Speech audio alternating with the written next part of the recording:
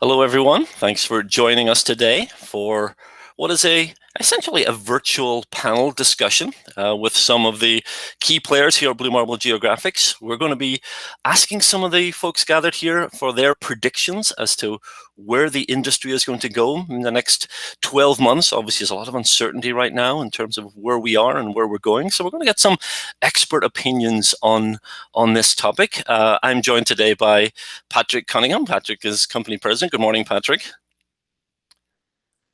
Good morning, David. Sam Knight. Sam is Director of Product Management. How are you, Sam? Hi, good. Good morning, David. And we have a couple of our product managers. We have Jeff Hatzel and we have Katrina Swackert. Good morning, Jeff. Good morning, David. Good to see you. Good. And hello, Katrina. How are you this morning? I'm good, thanks. Excellent. Well, I'm going to start with a topic that's obviously on everyone's mind. We are still in the throes of the pandemic. Pandemic has had a major impact on how we have conducted our business and how the GIS industry in general has dealt with this crisis. I'm going to throw this question out here. How do you feel the pandemic has affected the way the GIS industry has been evolved or has performed, and how do you see that affecting how we do our business in the future? Maybe Patrick, you could grab this question. Sure. It's a great question. I think that a lot of times when we're looking at talking about predictions and where things are going, we always have to look at our past, and this year has been just an historic year. Certainly at the start of the pandemic, as it evolved and we became aware of the pressing issue, I think the first thing was almost a refocus on where GIS found our foundation, and that was helping to try to map the pandemic. I think there was a sense in our company of everyone being available to help with sort of almost like a war effort. How can we help try to work with epidemiologists and other experts into where the pandemic is going and how the outbreak is going, and that it was served very well by GIS. And then as things evolved, the workforce going remote. We're all remote today. We've been remote all year. We're going to be remote for the foreseeable future. So Blue Marble quickly responded to our customer requests to enable access to our software and add things like remote desktop access. And it's just been a crazy year, but I think GIS is well suited to respond to it. There's many facets to that. We could talk about cloud computing and other things too, but those were the first things that really jumped out at me. Yeah, and then kind of going remote, one of the challenges that we had as a company is offering training as well. Our training was traditionally classroom-based training, and we had to react quite quickly, and we offer our training now as a remote service, and that is going to be continuing for the foreseeable future as well. So yeah, I think we were, as a company, we reacted quite well to that challenge early in the pandemic, and we have weathered that storm better than a lot of companies. So Patrick, you mentioned the cloud. That's obviously another evolving component of our industry. How do we believe, or how do you see the cloud changing the way we do our business? How is it going to change how we as a software company deliver our products? And we want to grab that one. Sure. There's a couple of facets to that. One is having access to software. The other is licensing. Those are the things that strike me first and foremost. I suppose data is an important aspect of that as well. We've always enabled cloud access to data. That's something that's been a part of our product for many years. Cloud licensing and of those things, we've been working on that a lot this year, and it's tied to where I would say our cloud products are with GeoCalc Online. This year we released a new online version of the Geographic Calculator's point-to-point calculator with our GeoCalc Online offering, our geodetic registry as it's known. So that release was really, I think, appropriate and well-timed. Just happened to be lucky that we were working on it at that point, but now folks can access that software wherever they want to very easily. There's other things that we're working on. A lot of companies are doing the same.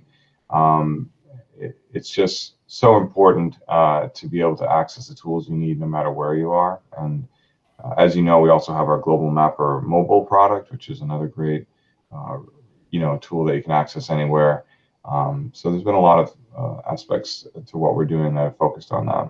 Yeah, good segue there to mobile. That was my next point. I mean, obviously, the nature of GIS, it is changing. It has changed over the last number of years, focusing on more accessibility, and mobile being an important part of this. I'm going to fire this one to Jeff. Jeff has been instrumental in some of the work that we've done on our mobile application. How do you see that changing, Jeff, in the next 12 months? How do you see the mobile platform changing? Sure. So one of the things I think about, right, in addition to being involved with GlobalMapper Mobile, right, I also enjoy mobile tech in my personal life. And I can't help but think and notice, when we think about the progression of mobile hardware, which is admittedly, right, that's the hardware vendor themselves. But I think that's going to continue to drive a lot of the geospatial industry, especially coming this year. I was thinking about, the implications it has for the amount of data users can gather on a device and the amount of analysis they can conduct on their mobile device too. And I think that's reflected, in one of the reasons we've started to add some of the more advanced GPS support to GlobalMapper Mobile. So users can now gather, much more high accuracy data right on their devices. And given the feedback that is received from our users, we've already started to even further expand that. And then also thinking, from an analytical perspective, what new tools can we add to the mobile app that allow our users to perform even more analysis in the field and having that data with them wherever they may be working. And I think, we'll continue to see, more development in that route. So I think there's a lot of exciting stuff ahead of us there. Yeah, and for somebody who's been in this industry for many, many years, it is still remarkable for me to think that, we have this technology on a device that literally fits in your pocket. So, that's an ever-evolving component of our business. Another bullet I have, another talking point here, which is very prominent for Blue Marble, and certainly in the industry at large, is the rapid availability of drones or UAVs for this industry, specifically for mapping. And we are lucky to have a licensed drone pilot on our staff. Sam Knight has gone through the process of getting his license, and obviously it's a major part of what we're doing as a company. And maybe Sam, you could speak a little bit about where we see that component of the industry going. Sure, David. The drone space is in a really interesting place this year, especially within the last few weeks. We've seen a couple of very large sort of evolutionary steps come along. A lot of folks have been talking. There's starting to be some analysis articles about what DJI's new platform means, and that they're really going to have one of the first mass market unified systems where it's a drone with a LiDAR payload on it. We've been talking for years about photogrammetry in the industry and generating point clouds and three-dimensional models using photo-based technology. And that's primarily been because LiDAR has not been small enough to be able to easily deploy in a system. And so there have been a lot of very, very good systems, but they're still very expensive. And ultimately, they're severed internally. It's like two devices running together side by side. One is the drone, and one is the sensor payload, the LiDAR or the photo package. DJI's new release, it's yet to come. They've announced that it's coming. A lot of folks are describing it as possibly a democratization of drone-based LiDAR. It's really going to drive some competition, I think, and it's really going to increase the accessibility, of very high precision, very high accuracy 3D data. So I think we're going to see again sort of a further explosion of the size of data people are working with and the availability and the ease of collection. All of the things we've been talking about for years, things like change detection, disaster recovery, emergency response, and things like accident reconstruction and things like that. They're going to get speeded up. There's going to be a lot more data coming there. And there's a lot of fusion around this too. just talking with Jeff a minute ago about mobile, there's a lot of developments in 5G technology that is also finding its way into the drone space. And then actually, one of the most sort of foundational changes that's happening in drone space right now is the final rule release of what they're calling remote ID. And that's really, really going to change the face of drone operations in particularly the US airspace. These are new FAA regulations. It's absolutely lit on fire, the chatter around UAS circles to, and any type of drone, whether it be a quadcopter you fly in your backyard to large octos with heavy payloads, long distance flight and things like that. The short version of remote ID is it's twofold. One, it's designed to completely more safely integrate drones into the airspace, because everybody gets really excited about drones, but we also have to remember that we're up there with manned aircraft, and there's a lot of logistics around that.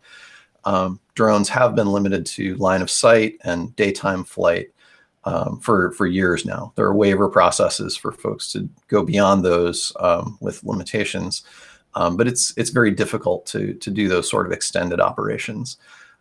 With the advent of LiDAR becoming more accessible on drone platforms, more ease of access to things like night flight, when LiDAR can actually be collected, after dark in very dim light conditions in a way photogrammetry can't. And the final piece is really going to shake things up, and it's what we call BV loss, or beyond visual line of sight flight. The groundwork is there with a timeline from the remote ID regulations changing. Within 3 years, we'll start to be able to use commercial platforms beyond that visual line of sight in ways that are currently allowed in other countries. It's been a major limiter on the industry in our airspace here in the US. And I think it's all going to lead to a phenomenal amount of new data in ways that we see as obvious, and I think there's going to be a lot of new curveballs that everybody's going to have to adapt to as we figure out where those changes are going exactly. Yeah, excellent. And obviously the kind of data on demand is key here. You basically, anybody who needs data only for a given area in a different time frame can that's now accessible. You don't have to wait, and it certainly brings the expense down as well. Obviously, all this data that's been collected needs to be processed, and kind of brings us back to kind of Blue Marble Geographics and our software, our GlobalMapper software.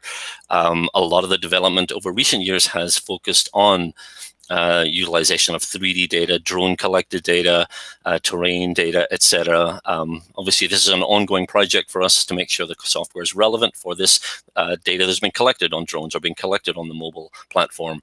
Maybe Katrina, you could speak a little bit to where we are going with GlobalMapper and what you see for that tool for the next 12 months. Yeah, so there's a lot of functionality that we cover within GlobalMapper. So it's hard to talk about specific little things, but in general, what we've been talking about with big data and a lot of 3D data is definitely where we're focusing a lot of our development efforts. Turning some of our analysis more towards working with 3 dimensions and also working with larger data sets. We're talking about how COVID and new cloud architecture has changed things, and that's certainly going to influence where we're going as well. We've already had support for a while for accessing the Amazon S3 data buckets, and we've seen more and more governments and data providers start putting data up on those platforms. So that will definitely impact things as well, continuing to provide ways to access that large data that is now being collected. Yeah, and I think we're at a point where a lot of the changes we're seeing in the industry, we don't know. I mean, we obviously a year in the past we didn't know where we were going to be with COVID, and there were challenges that we addressed in terms of how we conduct our business related to that. So 12 years forward from now, there's a lot of unknowns, but I think we as a company are well equipped to deal with those challenges. So, folks, I thank you for your time and lending your expertise. At this stage, I do want to put a little plug in for another virtual event that we're holding towards the end of this month, the 27th of January. We're holding our annual conference. I believe everyone here, or most of us, will be involved to some degree. We have some guest speakers as well coming on. So please join us. Registration is required for that. You can get information on the Blue Marble Geographics website, and you can register right there. It's a free day-long event. Thank you very much, folks, and thank you all for watching today.